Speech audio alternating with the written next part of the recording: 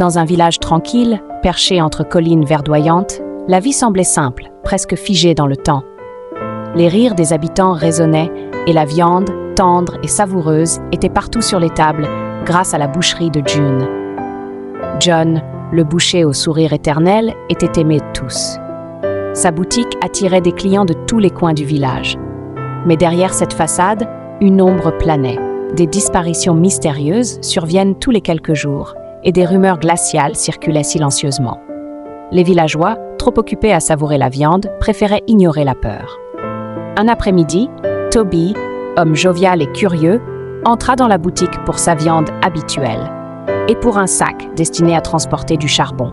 « John, un sac pour mon charbon, s'il te plaît. Je ne peux pas marcher avec ça sur la tête, » plaisanta-t-il. John rit et fouilla dans un tas de vieux sacs.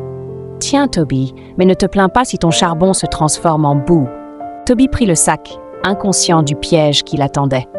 Alors qu'il marchait sur le chemin poussiéreux, une odeur étrange l'arrêta, une humidité inhabituelle, un parfum métallique. Sous un manguier, il inspecta le sac. Son cœur bondit, une main humaine y reposait tachée de sang. Il recula, tremblant, murmura à lui-même « Qu'est-ce que John a fait? Suis-je fou ?» Même dans l'horreur, son humour survécut.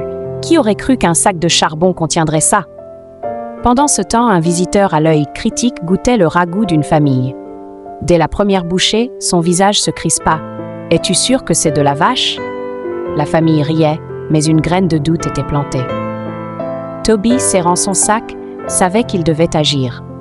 Il retourna à la boucherie et confronta John. « Qu'est-ce que tu m'as donné? Suis-je un vendeur de charbon ou un croque-mort ?» John, pâle et tremblant, avoua. Il était forcé par un gang à transformer les victimes en viande. Le silence tomba, lourd et glaçant. Les villageois, horrifiés, se rassemblèrent sur la place. Ils jurèrent de ne plus jamais entrer à la boucherie. Toby, malgré tout, glissa une dernière remarque. « Nous avons tous été des cannibales accidentels. Au moins, nous savons pourquoi la viande était tendre. » La police intervint, John fut arrêté, le gang traqué. La boucherie ferma pour toujours. La vie reprit, mais l'ombre de June hantait encore les esprits. Amara, femme vive et franche, découvrit un matin les volets fermés de la boutique. Sa cousine Chinée révéla la vérité. La viande n'était pas de chèvre ou de vache, mais humaine. Amara éclata de rire d'abord, incrédule, mais la peur s'installa. Ses enfants posaient des questions innocentes mais troublantes, et chaque murmure renforçait le malaise. Le marché, les repas, les conversations quotidiennes, tout était désormais teinté de suspicion. Déterminés à découvrir la vérité, les villageois observèrent John préparer la viande. La scène semblait normale, mais l'atmosphère était lourde de doutes et de tensions. Le village comprit que même ceux en qui l'on avait confiance pouvaient commettre l'impensable. Toby continua de raconter son histoire, mêlant horreur et humour. Voilà pourquoi je ne ferai jamais confiance à un sac gratuit. La boucherie de June resta dans les mémoires comme un avertissement glaçant.